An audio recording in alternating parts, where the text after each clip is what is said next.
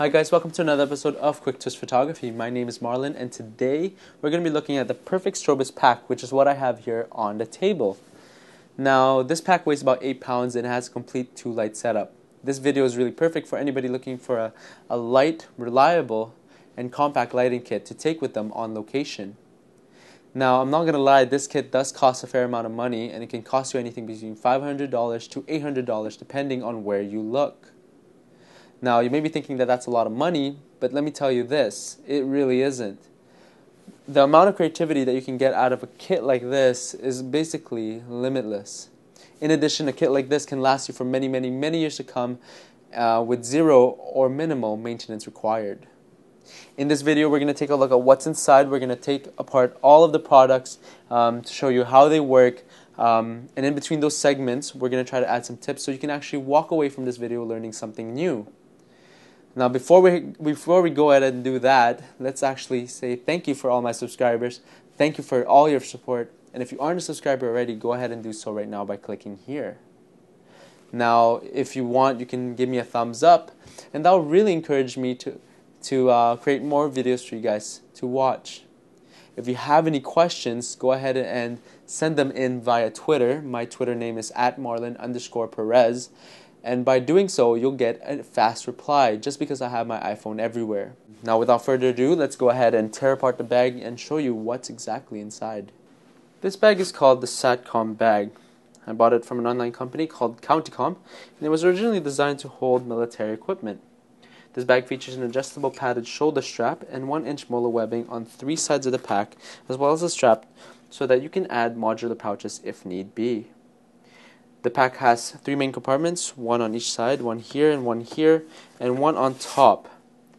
These compartments are sealed by using YKK brand zippers, which I'll show you right now. And the bag is made from 1000 denier nylon, which is incredibly durable. Now the pack measures at 20 inches in length, 6 inches in height, and 6 inches in depth. As you can tell, this one is in black, but they also offer it in green, brown, and gray. Now let's dive into the side compartment first. This compartment has a stitch divider, as you can tell, perfect for holding small hot shoe based flashes. This compartment houses 2 used Nikon SB28s that I purchased from eBay for about $80 to $100. Let's take them out, and here's one, as you can tell, and let me take out the other, and here they both are. Now let's take these away from the bag so that we can actually take a look at them and show you what to expect when you do buy them. Here's the Nikon SB28 mounted on a light stand for demo purposes only. The flash is very compact in size, as you can tell, and the design offers a full tilt and 360 degree rotational zoom head. This flash also offers a built-in wide flash adapter and a bounce card. On the side of the flash, you'll notice that there's 2 sync ports. One is actually a Nikon proprietary 3-pin sync port, and the other is a traditional PC sync port. Both of these have a screw lock design that allows you to actually take a screw lock sync cable so that you have a more secure fit. This is the Nikon sync cable mounted onto the Nikon port, and using the screw lock design, we're actually just going to screw it in, and this allows for a more secure fit. Now on the other side of the flash is actually the battery compartment, and here it is. It holds 4 AA batteries. Later in this video, we'll talk about alkaline and nickel metal hydride batteries for this flash. But for now, we'll just let you know that it needs 4 AA batteries to run. On the back of the flash, we have an on-off button, a light button, and the flash test button. Okay.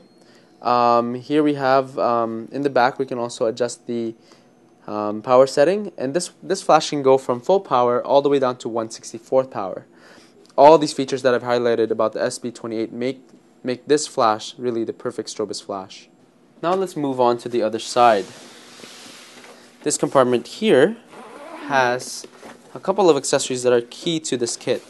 First of all, it has 1 Pixel TD383 external battery pack, 3 Nikon 3-pin proprietary sync port, 2 mini mono sync cables, and it has 2 sets of nickel metal hydride AA batteries, as well as 2 sets of alkaline batteries, as you can see right here.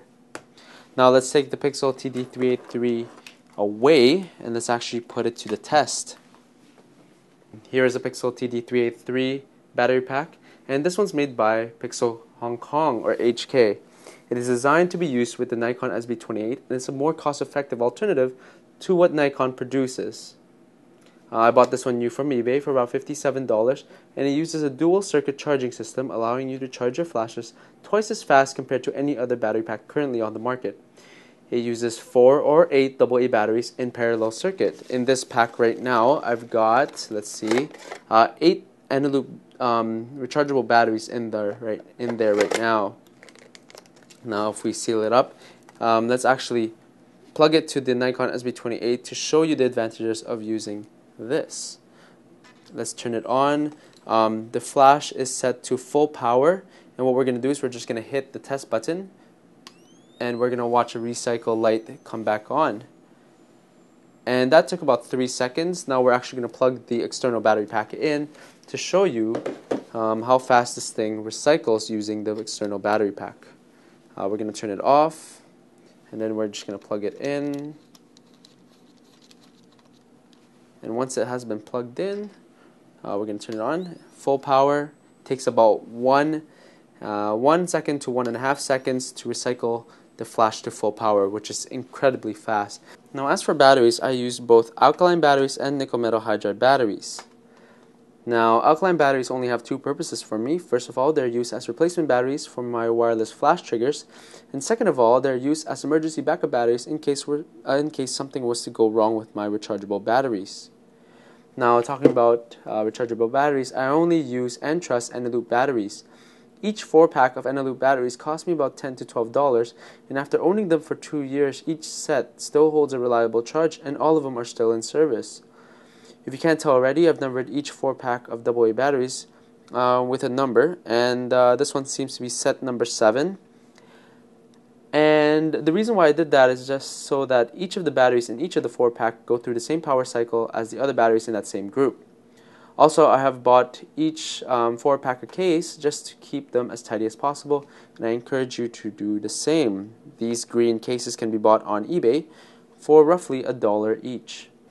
Now let's take a look at the main compartment. This is the juiciest part to this entire kit. There's a belt buckle here that we need to open up to get access to the main compartment. Now we open it up using the YKK zippers, and when we first open it up, we are greeted with a case that houses our wireless triggers. This is a 24-slot bead case that I bought from eBay for about $9, and I took out the included dividers, and it perfectly holds up to 4 CyberSync CSRB wireless receivers, as well as up to 3 CyberSync CST wireless trigger transmitters that you can see right now. Let's take a closer look at this. These are the Ballsy Buff wireless radio triggers called the CyberSyncs. These are an essential tool to getting your flash off your camera. This is the CyberSync wireless transmitter called the CST, and this is the Ballsy Buff CyberSync CSRB, which is the receiver. This gets mounted on your camera, and this gets mounted to your flash. When the shutter button is pressed on your camera, the transmitter sends a signal all the way to the receiver, and the receiver tells the flash to fire. So each transmitter costs about $60, and this one costs about $70. I know that that's a little bit more money compared to the eBay triggers, but these are definitely more reliable. Now, they also have a wireless range up to 350 feet or 105 meters in a clear open field. I know that I've used them up to 50 meters without any misfiring in a dense urban environment like downtown Vancouver. For me, 50 meters is definitely more than enough for any lighting setups that I do. These are the Manfrotto light tights. These are heavy-duty swivel umbrella adapters made from aluminum. This bracket allows you to tilt and swivel your flash. Your flash will basically sit up here, and the light stand goes through there. Now, like I said, it allows you to tilt and swivel your flash. It also allows you to lock an umbrella into the umbrella socket right here, and this will accept all current umbrella shafts. I bought this for $33, and I bought it from B&H Photo Video, and would highly recommend them just because they're heavy duty. Now let's actually take away these Manfrotto light tights and take a look at the light stands that's in the main compartment. These are the LumaPro LP604. I bought them from MPEX for $40, and these are all aluminum light stands. And let's go ahead and take them out, and what we'll do is we'll take them away and take a look at them more closely. This aluminum light stand has 5 sections and 4 risers. These are the risers. And the beauty of the stand is not in its height of the stand, but it's actually in the compact size when it is collapsed. As you can tell, it's a very small light stand. This one is only about 19.25 inches in length when it is collapsed, and it's very close to 2.5 pounds when it is all packed up and ready to go. Now, however, the LP604 stand has been replaced by the LumaPro LP605, and the only change LumaPro has made is that they've added 3 retractable spikes used to secure the ground on semi-soft surfaces like grass. Regardless, I would still highly recommend both stands. And before we move on, I'd like to say one thing. Whatever you do with this stand, make sure it only supports really light things like hot shoe-based flashes. Whatever you do, do not, and I mean do not, mount anything heavier than that. Do not mount a monolight on this. I am not going to be paying for any of your damages. You're on your own on that one. Last but not least, let's talk about the Westcott collapsible umbrella. This bag has room for a water bladder, and what a water bladder means to a strobist is really a compartment to put your umbrellas in. Now, here is one of the umbrellas. This compartment can house 2 umbrellas. Here's one, and here is the other umbrella. Let's take them out for a closer look. The Westcott 43-inch convertible and collapsible white satin umbrella is really the only umbrella out there that's collapsible, making it perfectly suitable for this kit. This one costs about $20, and I bought it at B&H Photo Video. It has a sheath on it, but take a look. It has a sheath that you have to pull out in order to get to the umbrella itself.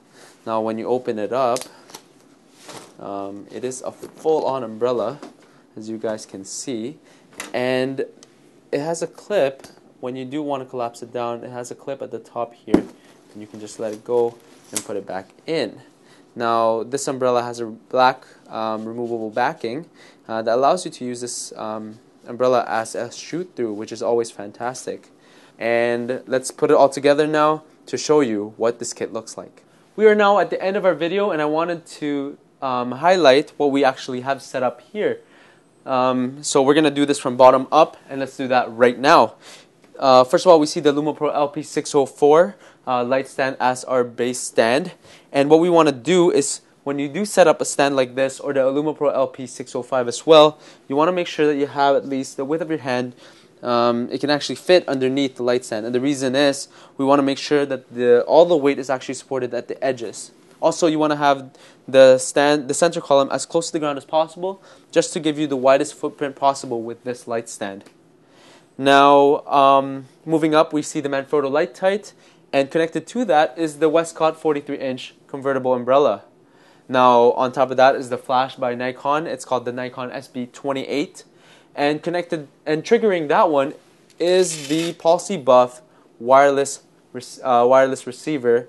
And that one's called the CyberSync CSRB, and that's connected to one of the sync ports on the Nikon SB28. I've velcroed this receiver onto the flash, and I encourage you to do the same to give you the cleanest look possible. Connected to the SB28 is the external battery pack by Pixel HK. It's called the TD383, and that's giving juice to the Nikon SB28 just to make sure our recycle speeds are within 1 and 1.5 seconds. Let's go ahead and test now. Here we are, and now we're back to full power again. These are really, really fast recycle times, and I encourage you to have the same thing if you like power or if you like fast speeds. Now, I'd like to say thank you for all of my subscribers. Thank you for your support. If you aren't a subscriber yet, go ahead and do so right now. Now, the reason why I'm encouraging this setup is because in the next 52 weeks, I really hope to produce more videos related to lighting setups, and so that together we will all learn to light anything that we face. Thanks again for tuning in, and have a wonderful day. Thanks.